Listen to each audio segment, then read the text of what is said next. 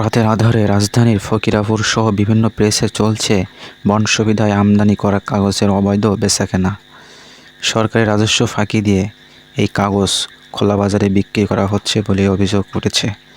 শুধু একটি প্রেস নয়, এই চক্রের সাথে জড়িত থাকতে পারে আরও অনেক ব্যবসায়ী।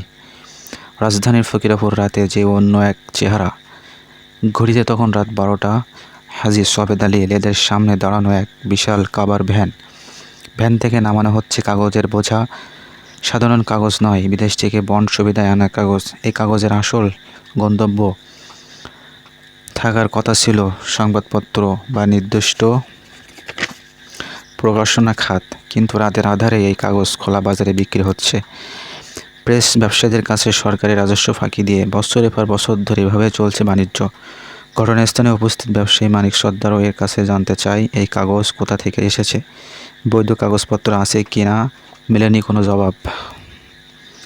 এভাবে ব্যবসায়ীরা, এটা সিন্ডিকেট দল, বছরের পর বছর ধরে এভাবেই সরকারি রাজস্ব ফাঁকি দিয়ে তারা নিজেদের আখের গুছিয়ে নিচ্ছে।